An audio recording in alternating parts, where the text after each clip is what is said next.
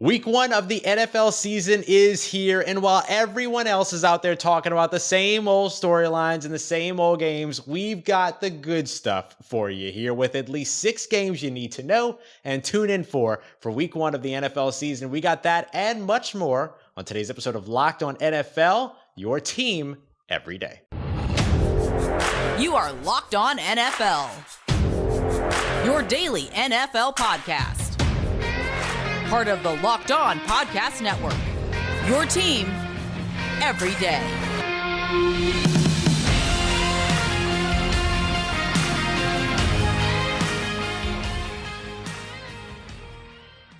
What is going on, football fans, and welcome into another episode of Locked On NFL. It is Tuesday, and you have your Tuesday host here on the show that's bringing you all the biggest stories across the NFL in 30 minutes or less. You've got Luke Braun at Luke Braun NFL and myself, Ross Jackson, at Ross Jackson NOLA on Twitter. We thank you very much for making Locked On NFL your first listen of the day every day. Don't forget that we're free and available on all platforms. And today's Locked On NFL is brought to you by our friends over at Prize Picks, which is daily fantasy sports made easy. Just pick 2 to 5 players, whether or not they're going to come in at more or less than their Prize Picks projection, and all of a sudden you can win up to 10 times your entry. And of course, our first-time users can get a 100% deposit match of up to $100 with the promo code Locked On. That's a 100% deposit match with the promo code Locked On at prizepicks.com. Luke, it's great to be back, and it is great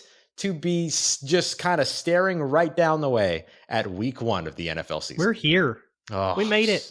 We're here. We did it. I'm so happy. Yeah. We're previewing a week of football. We are now going to do this like 20 weeks in a row. I cannot wait. I could not be happier. And I say, let's dive right in on it because we're kind of breaking down a few games today that you need to know in 3 categories. We'll discuss some of the games that are going to lead to upsets that we'll learn the most about, some of the big storylines that no one else is talking about, and first, we're going to start off with week one games that already have some early playoff implications, Luke. Some really, really meaningful games week one. Which one stands out to you amongst the many? Yeah, this is what's fun about week one is, we'll go skip all the way to week 18 and we can look back and be like, which one of those really which one mattered there? Yeah. And you kind of forget about it by the time you've gone through the whole season. But I'm looking at that Raiders-Chargers game. Raiders traveling to Los Angeles to play the Chargers at SoFi Stadium. And that's a fascinating matchup. Here, let me give you some BetOnline odds. Raiders are the Chargers are plus 215 to win the AFC West. Mm-hmm. And the Raiders are plus 500 to win the AFC West. Okay. Chiefs are better than that, obviously. The Broncos are somewhere in there. The Chargers are minus 180 to make the playoffs. So a little bit better than 50-50 to make the playoffs. Mm-hmm. And the Raiders are minus 180 not to make the playoffs. And that is the 3rd and 4th playoff odds in the AFC West. So here's what I'm gathering. Both of these teams are fairly long shots to win the division, right? Chiefs and Broncos in there. Makes sense. But these teams are also kind of they're in the thick of the wild card hunt. That's the way the betting market sees them. This game, this Raiders-Chargers game in LA is always weird. I mean, both Raiders-Chargers games are always weird. They're always down to the last. It's always a really hard-fought game. And it always comes down to tiny little things on the margins. And that means that something that happens on the margins this weekend might genuinely decide who gets a wild card spot in January. This is absolutely one to pay a lot of attention to. Yeah. And this is going to be a fun game one way or another, as the AFC West is going to be very fun. Luke, we're in the middle of the Ultimate Pro Football Preview 2022 with our partners over at Odyssey, and we were breaking down the AFC West. And I mean, there's claims across this entire division that any of these teams could win the division or end up last in the division, maybe with the exception of the Kansas City Chiefs, of course, in that latter portion. But there's even odds, according to Lee Sterling over at Locked On Bets, that all 4 of these teams could make the playoffs. It's that wild. Yeah. Now, if they start to cannibalize each other as early as week one, then all of a sudden things can go a little wild.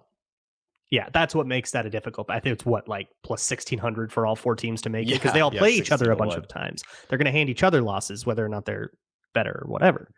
But it's such a fast, and both these teams have so much to prove too. The Chargers are like a trendy Super Bowl pick, but they haven't made the playoffs in this Justin Herbert, Brandon Staley build yet. Right. They haven't really shown that they can keep it together, be consistent enough to make the playoffs. Everybody thinks that they're going to. They're minus 180 to do it, but they kind of have that to prove, right? They have to actualize it. And the Raiders too, everybody's talking about Mahomes and now Russell Wilson, and look how trendy the Chargers are.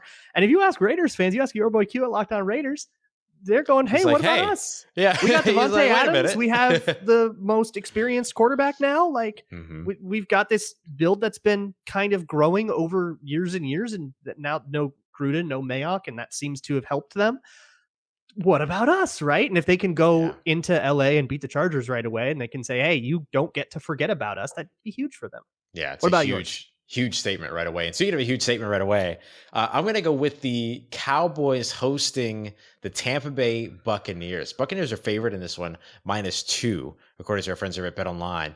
And I think that this game is one of those, it is quintessential in terms of what we have discussed and what we've set up here. Looking back at this week 18, when one of these teams is, just behind, a game behind when it comes to the number 1 seed. Like, let's say Tampa's 1 game behind or a half game behind the Los Angeles Rams for the number 1 seed, and they lost this game in an upset because Tom Brady's been away from the team. We saw how that worked out for Aaron Rodgers last year. Tom Brady's been off doing the Masked Singer or whatever the heck it is that he's Dak doing. Prescott, fourth quarter heroic happens. Right. Yeah.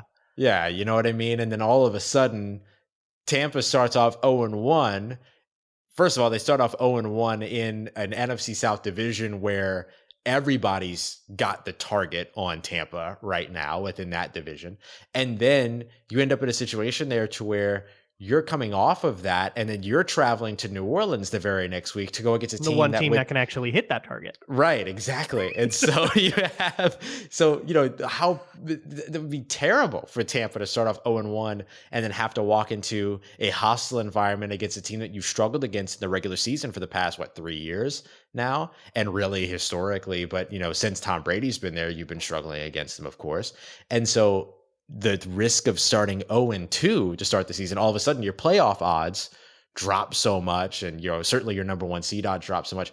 But then on the other hand, if Tampa goes out there and does what they, by all intents and purposes, should do, which is win this game against the Dallas Cowboys, that puts the Dallas Cowboys 1 down in the conference win total, which could end up being the tiebreaker in what should be a very convoluted, very clustered, and very sort of, I guess, tight NFC East.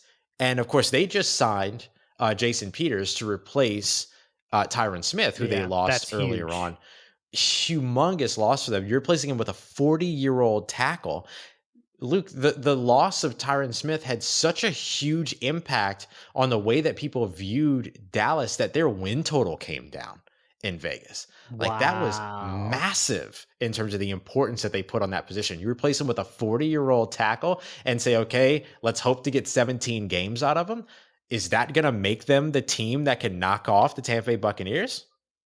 That's the thing that I can't get out of my head with this one. The Buccaneers feel like a team they're going to find 11, 12 wins at least somewhere, right? If it's not against the Cowboys, they'll find them somewhere else. But the Cowboys are going to be in this neck, and I mean, the NFC East is a 2-team division right now, until the Commanders or Giants prove that they're a real team.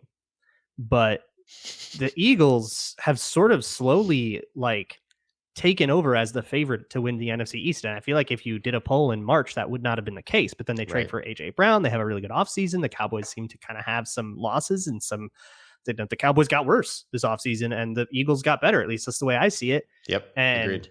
So the Cowboys are kind of going to need every game, and losing this one, I know saying this week 1 is insane. This might not be a game they can afford to lose. They got to find them somewhere if they're going to keep up with the Eagles that seem to be juggernauts. But at the same time, what if the Eagles are total disappointments, right? What if Jalen Hurts just isn't it, and all the stuff they put around him isn't enough? And then suddenly the Cowboys can just sort of waltz to winning the division like they did last year. I think we're going to get a sense for where that all is really, really fast. But right now we don't have one, and it feels like there's a lot at stake here.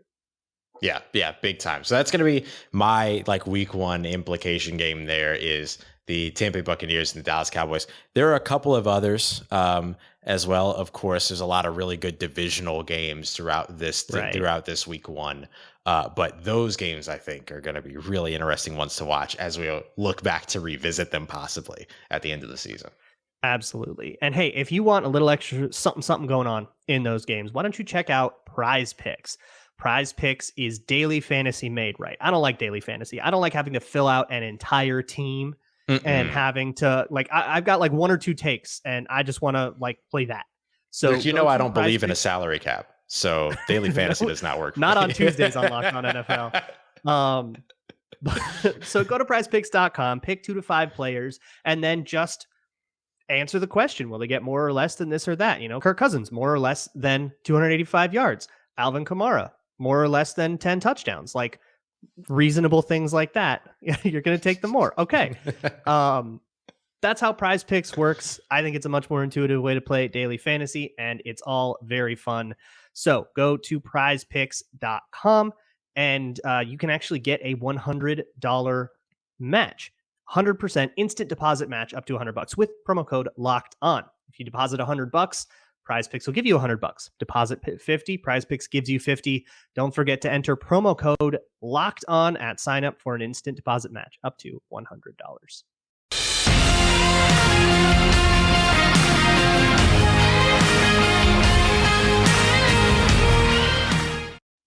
All right, everybody, continuing on with this episode of Locked On NFL. As always, we appreciate you so much for making us your first listen on this Tuesday. Luke Braun at Luke Braun NFL, Ross Jackson at Ross Jackson NOLA. Luke, we spoke in that last piece about the team or the games that will have sort of these major early playoff implications in week one. Now, I want to get to some of the fun stuff because we know some of the big storylines, right? Russell Wilson returning to Seattle week one on Monday Night Football. That's going to be absolutely huge. Baker Mayfield and the Carolina Panthers hosting his former team, right? The Cleveland Browns that's good versus evil. Yes, 100%, right? But what about some of the games that carry storylines that no one is talking about? Yeah, there's a lot of crazy stuff going on. Okay, so the way I wanted to approach this was, what game, if I want to know where the future of the NFL is going, what game am I tuning into? That's got to be 49ers Bears, right? Because 100%. There are two of the biggest unknowns right now. I mean, Trey Lance, of course, we haven't seen him play. Let's see what we get out of Trey Lance. And then Justin Fields, rookie year went bad. He doesn't have that much better surroundings. We are going to talk about that a lot on the NFC North preview and the Ultimate Pro Football preview. What does Justin Fields have in him year two? Has he taken a step forward? Has he gotten an ability to overcome problems in his surroundings? All of that is really fascinating, and they'll test each other too. Trey Lance, we've never seen him against a football team, and the Chicago Bears arguably are one. And the 49ers at a floor. At a floor. They're at least a football team. You can debatably. But the 49ers, they have a fascinating front. They're going to put a lot of pressure on Justin Fields. They have one of the best defenses in football, I think, in terms of projections. That's going to test these Chicago Bears. What do you have in you? If this goes you have the betting line in front of you, but if this goes in a 49er blowout and they win by 3 scores, well, that kind of tells you, okay, Bears fans are in for a long one. And now it just becomes, can we keep Justin Fields from breaking more physically or mentally? Right. And then you kind of look at the 49ers and go, all right, maybe they're going to be real here, and let's see what happens when they go up against a team that's taking the season seriously. Yeah. And I think there's a lot to think about. Yeah. This is a pretty big spread here. This is -7 in favor of the 49ers. But I think a big part of that isn't just at Chicago too. Yeah. So so it's it kind of feels like -10 in a way. It's a multi-score spread, right? And so you look at that, and then I think the other thing that's going to be really interesting too is just watching Chicago's offensive line go up against a very talented San Francisco 49ers defensive front, right? Which includes really their front seven because they blitz from all over the place and they get pressure from all over the place. And then how does that end up impacting a guy like Justin Fields as well? But you don't really have that quarterback to swap Justin Fields out with. Like, you need to figure out what's there, but do you have the pieces to allow yourself to actually get that evaluation? But you're right. That's the future of the NFL right there with those guys. And another player that is absolutely in that conversation in terms of future of the NFL, although he might actually be in the present of the NFL, for me, is Lamar Jackson. And that's where I go next when it comes that's a to huge, like, what happens in the next 4 months with Lamar Jackson. It's humongous. And it all starts up against, and this is favorable for Lamar Jackson, starts up against the New York Jets of all teams. Not one of the greatest teams in the NFL, Luke. Certainly not this year going into 2022. We might not even see them with Zach Wilson. So my angle here in terms of the way that I'm watching this, the Ravens right now, according to BetOnline, favored -7 going into this game. So same spread as the other game that we just discussed. Lamar Jackson has been negotiating his own contract. And according to Kevin Oestreicher over at Locked On Ravens, there's basically been a deadline that he kind of set. I would imagine that deadline has now passed, because here we are week 1, or maybe the deadline's today, right? Here we are week 1. They get into practice and everything on Wednesday. They've got practice, and then they're ready for a week 1 matchup against the New York Jets. So I assume that deadline is either passed or we're in the midst of it right now. And if that is the case, then that means that 2022 dictates how much money Lamar Jackson makes for the rest of his career. And it dictates what the Baltimore Ravens are able to do and build around that quarterback. They didn't win, the Super Bowl with him on a rookie deal and all those other things that you hope to see. But he had this, phenomenal MVP season. And I personally think that Lamar Jackson is an MVP candidate again coming into this 2022 season. So you go up against, and you get to start to build confidence against a New York Jets defense that is awful.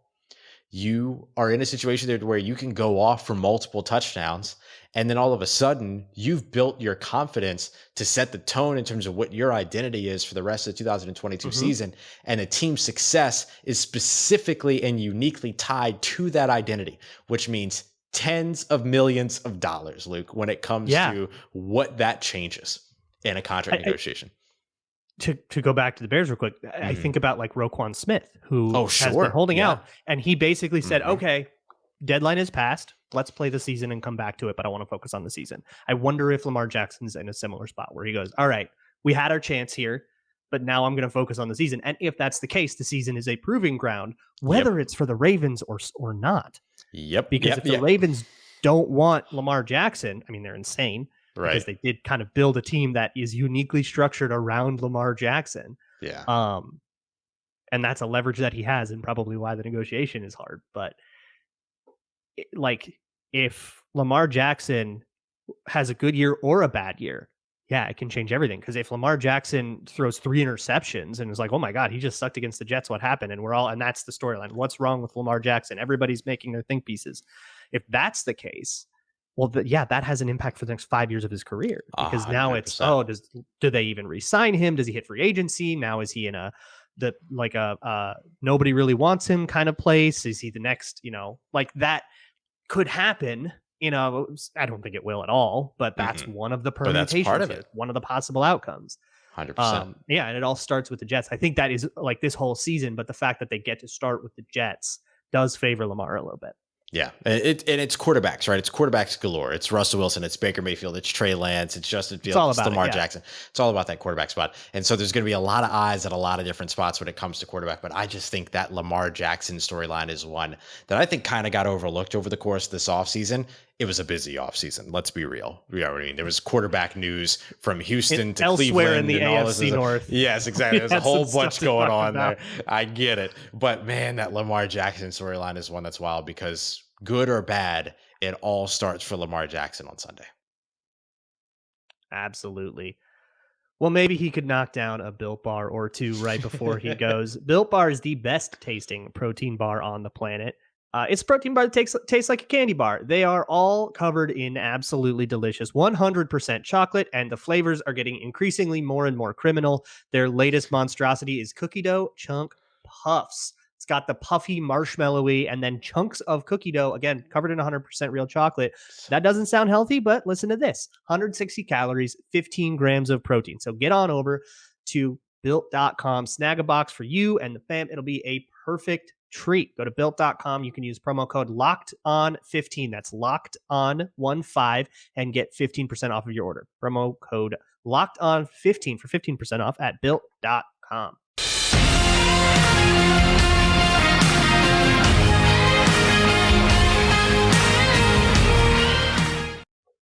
All right, everybody, we are wrapping up today's episode of Locked On NFL with the games that you need to know about going into week one. Luke, we are finally here. It is week one of the NFL season, and that means we're in for some upsets.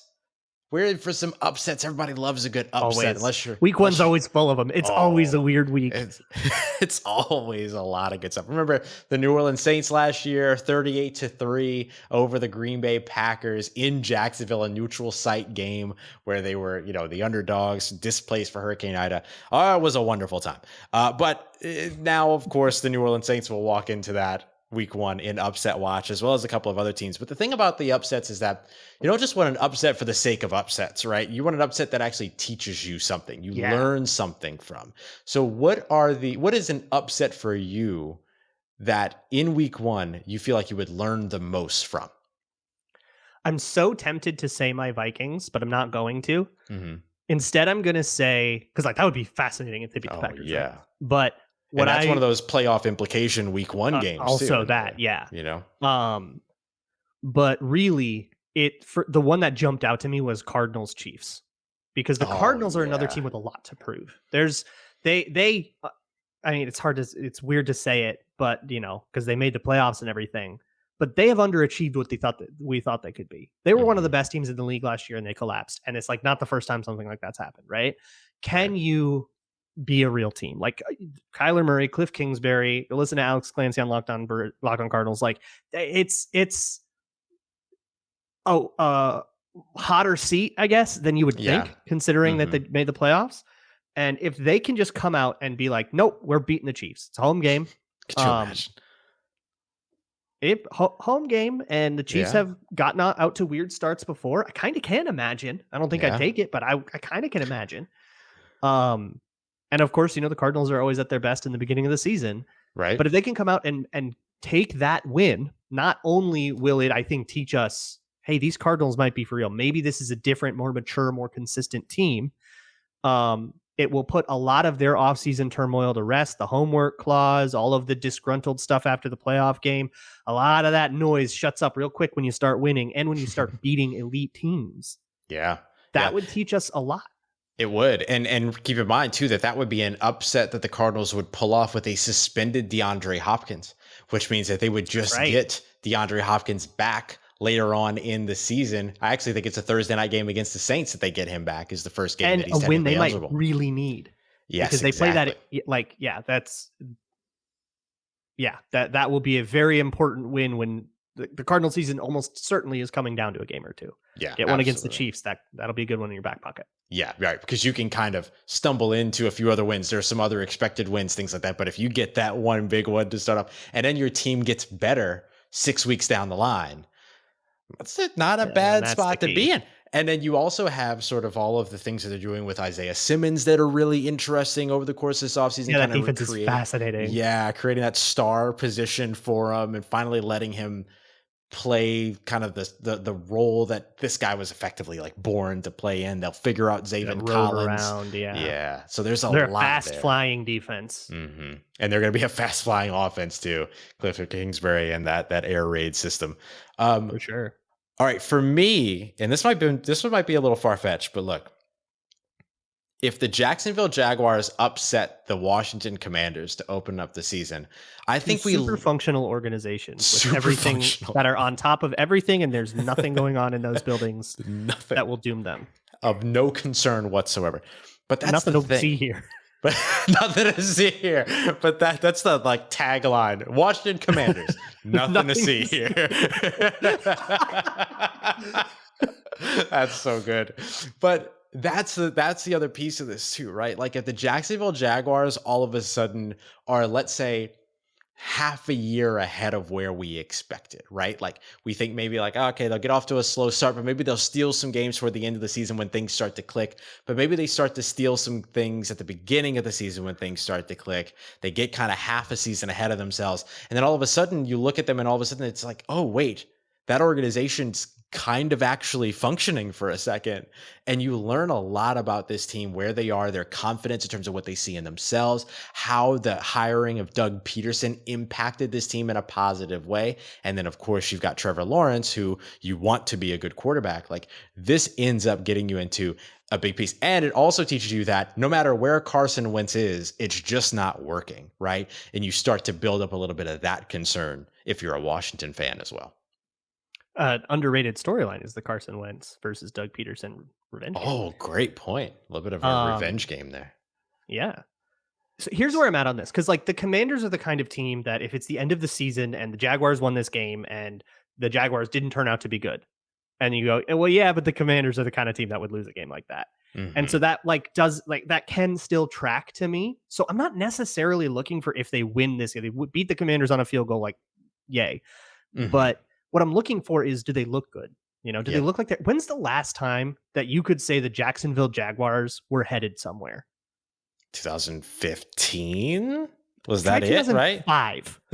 I mean, it's been I was thinking about that defense a few years ago, right? That 2017 defense, maybe. 2017. It was still like, but how do they get out of Blake Bortles and keep this whole unit together? And then 100%, they couldn't, and 100%. Still and it questions. was a flash in the pan. Mm-hmm.